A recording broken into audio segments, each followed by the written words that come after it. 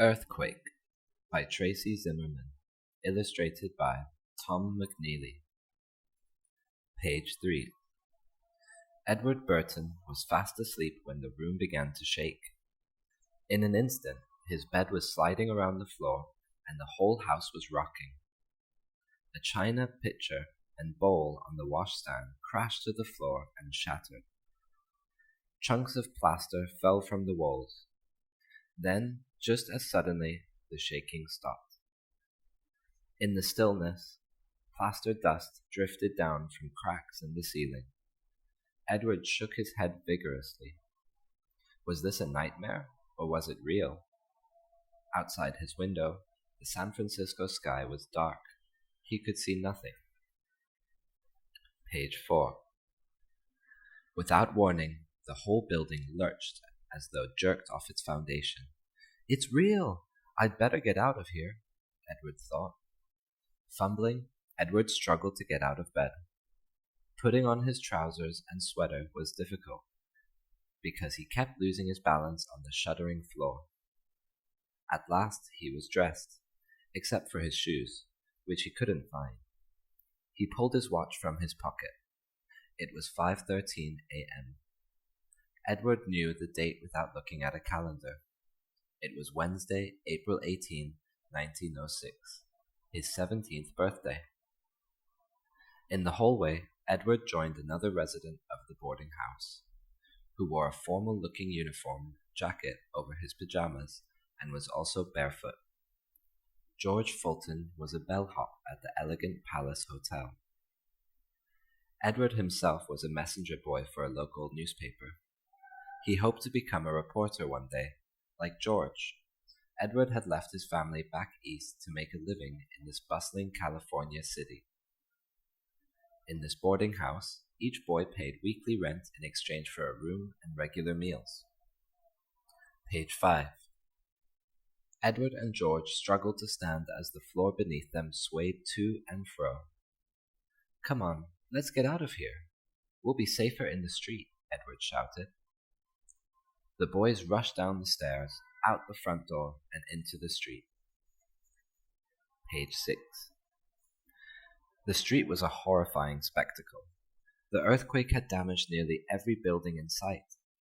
Bricks and timbers lay everywhere. The front wall of a nearby house had fallen away completely. The home's rooms and hallways stood exposed, like the open side of a dollhouse. More frightened people ran into the street from the 3-story boarding house. They joined Edward and George, and together they formed a small crowd. All had been awakened by the quake, and many were half-dressed. Again, the ground stopped moving, and everything was completely still. Everyone seemed to be waiting for something to happen. Overhead, the sky was brightening to a gray dawn. Page 7. Suddenly, the earth moved yet again. A shock wave turned the solid ground into a rolling surface, like a stormy sea. As Edward watched, the wooden boarding house slumped to one side. Furniture slid down its tilted floors and crashed to the ground.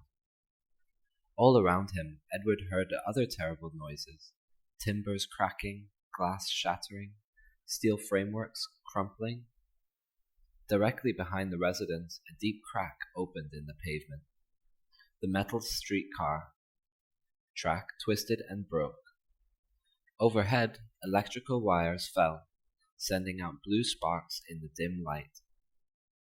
Brick chimneys fell into the street below, burying passerby, wagons, and horses in rubble. Nearby, a tall church steeple trembled, then fell. Edward and George stared at each other in shock. Page 9. Suddenly, the upper 2 floors of the boarding house fell with a roar, sending up a cloud of dust. The residents dodged to avoid both the falling timbers of the boarding house and the wide crack in the street behind them. George scanned the street quickly for familiar faces. He grew even more alarmed. Not everyone's out of here, he exclaimed. Edward was also looking around, especially hoping to see the face of a young teacher who lived on the top floor. Emmeline Harris isn't here, he cried. The boarding house was now a pile of splintered wood, but the floorboards on one side jutted up at an angle. The two boys approached cautiously, in case that part of the building might collapse. Suddenly Edward shouted, "I hear people moaning. Let's try to get them out." George lifted the heavy timbers that jutted up, and Edward scrambled inside. In a few moments he reappeared, dragging a man who was so coated with plaster, dust, that he looked like a statue in a museum. The man seemed dazed, and his shirt sleeve was torn and bloody. Page 10. A woman from the crowd ran up to Edward. "Lay him down over here and let me look at him," she said. The man had a deep cut on his arm. The woman tore off a ruffle from the hem of her nightgown and wrapped the white cloth around the cut. The man tried to speak. Edward leaned over and listened.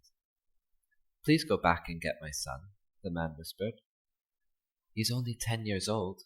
Please." The man closed his eyes and fainted. "We need help here," Edward shouted to the crowd. Several men sprang forward. They held up the heavy, splintered boards while George and Edward both crawled back into the ruins. For a few minutes the crowd murmured with anticipation. George was the first to come out. He carried a young boy who immediately recognized his father as the man Edward had just rescued. Page 11. Edward came out next. He guided Emmeline Harris, who was sobbing loudly. "Emmy," he said gently, "it's all right now. You're out of the building. Are you hurt?" "No," Emily cried, "but the floor just fell out from under me. I thought I was trapped in there for good." "You're all right now," Edward said, squeezing Emmeline's hand. Alice Murphy came forward from the crowd. Like Emmeline, she was a schoolteacher. "Edward, I'll take care of Emmeline," she said. "I'll make sure she gets to a safe place." Page 12. Edward rejoined George, who was breathing heavily. "I didn't see anyone else in the boarding house. Did you?" George asked. "No," said Edward, as he pulled a small notebook and pencil out of his pants pocket, where he always kept them. "No point in staying here. I'd like to walk around and take notes on the earthquake for the newspaper." "I'll walk with you as far as the hotel," George said. "My boss may need my help there." The boys hurried away, George still barefoot and wearing his night clothes. Page 13. Edward left George at the Palace Hotel and began taking notes on the sights, sounds, and smells around him. In the next hour, he walked all over downtown San Francisco as small aftershocks shook the city. Thousands of people wandered aimlessly, afraid to seek shelter indoors. Edward went to the newspaper office, but the badly shaken building had no electricity. Telephones throughout the city were also out. Edward went next to the home of the paper's publisher, Mr. Evans, in a neighborhood that was damaged but still sound. Edward arranged to bring messages to Mr. Evans there. Near Russian Hill, Edward ran into his friend William Coverley, who worked as a night watchman. William was pale and shaking. I can't believe this," William stammered. "There's nothing left of the brand new City Hall but the steel skeleton. The columns collapsed and all the stones fell off." Page 14. Edward and William climbed to the top of Russian Hill to get a view of the whole city. Below them, block after block of collapsed buildings stretched as far as they could see. "Look there!" Edward pointed to dark smoke rising from a dozen places. "I heard that the earthquake has already started a number of fires," William said. "I hope the fire department can handle them." Page 15. Edward and William joined a growing number of people walking toward the city parks, away from the fires. Along the way, they exchanged news with other people, and Edward jotted down more notes. Edward learned that most of the fires were ignited by natural gas, which many people used for lighting and cooking. The earthquake cracked gas pipes and overturned stoves all over the city.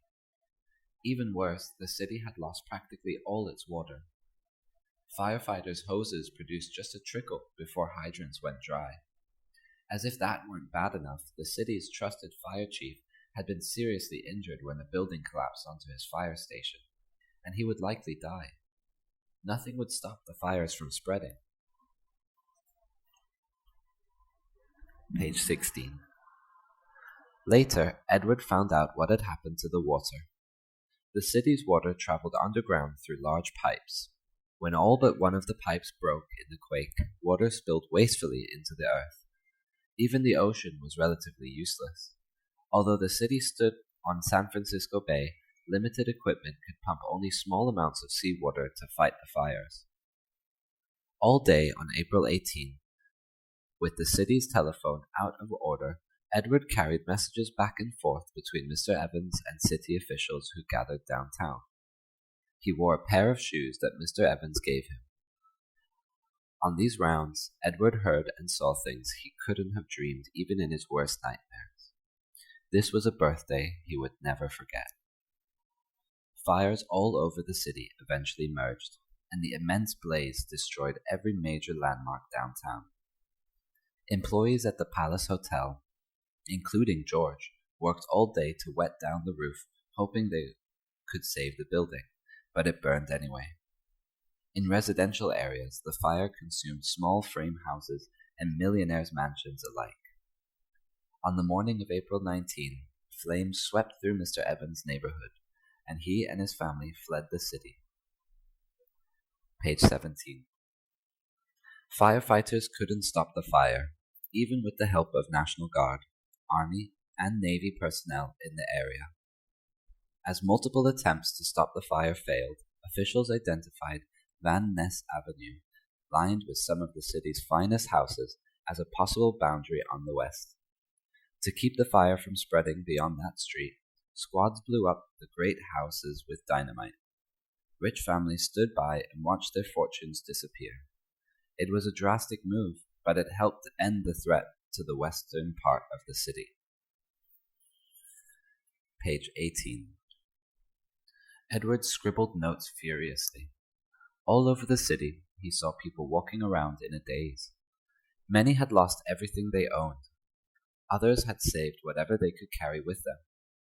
Some women wore their best dresses, one on top of another. People pushed and pulled trunks, wagons, and even baby carriages full of belongings. Children carried their favorite toys and pets. Thousands of people were homeless. They camped out on the streets in makeshift shelters. They set up tents in parks among blooming spring roses. After the hotel burned, an exhausted George, who had been given a pair of shoes by a hotel guest, joined Edward and William in a small park. There the boys built a small shelter using doors from wrecked buildings. Some of their neighbors' shelters were quite comfortable, complete with seats, treasured pictures, and the family dog or cat. Parrots and canaries sang merrily in their cages. The fire was not completely extinguished until about 7 o'clock on Saturday morning. It had burned for 3 days and 3 nights. Page 19. In the following weeks, Edward witnessed extraordinary things. People were so glad to be alive that complete strangers became instant friends. Those with food shared it. People with houses still standing took in others who were homeless. At outdoor stoves, people brewed tea or made large batches of stew. San Franciscans, whose possessions hadn't burned, donated wagon loads full of clothing. Dairymen from nearby towns brought in 10-gallon cans of milk, while butchers and grocers sent meat and vegetables. But providing relief was not just a local response. Nearby cities and states rushed in supplies. Schoolchildren everywhere collected clothes and pennies and sent them to help with relief efforts. Edward joined thousands of other San Franciscans who lined up at relief tents to receive bread, milk, cereal, canned peaches, and meat donated by Americans from across the country. Page 20. A few days after the fire was put out, Edward, William, and George waited their turn for a meal at a relief tent near the ruins of City Hall. Along with dozens of other people, they took their plates to a very long picnic table. As they ate, they gazed at the great City Hall dome, still relatively undamaged, though it stood on nothing but its frame. Edward was just finishing his meal when someone tapped him on the shoulder. He whirled around. "Emmy!" he cried. "Where did you go? Are you all right?" "I'm so glad to see you, Edward," Emmeline exclaimed. "I have so much to tell you." Her words began to tumble out. She explained that, after the earthquake, Alice had first taken her to a friend's house. Later that day, all three sought shelter elsewhere as the fire spread. Eventually, they took a ferry across the bay to Oakland, where Alice's sister took them in. Now she ferried back and forth to help with relief efforts. At last, Emmeline said, "Edward, on that first morning, I never thanked you for rescuing me. I hate to think what might have happened if you hadn't." Page 22. Edward just grinned at Emmeline. Then he introduced her to George and William. Together, the three boys told her what it was like to camp out in the park. "We have quite a cozy little house," Edward concluded. "We even have entertainment," William laughed. "One of our new neighbors saved his piano. During the day we can take turns playing and singing." 23. "A lot of people are talking about leaving San Francisco for good," said George. "Someone told me that train rides out of the city are free of charge." "Well, I'm not leaving," said William. "I want to help rebuild the city." "I'm not leaving either. I'm determined to become a reporter here," Edward said. Then he turned to Emmeline. "What about you, Emmy?" Page 24. Emmeline shook her head. "I'm not going anywhere," she said.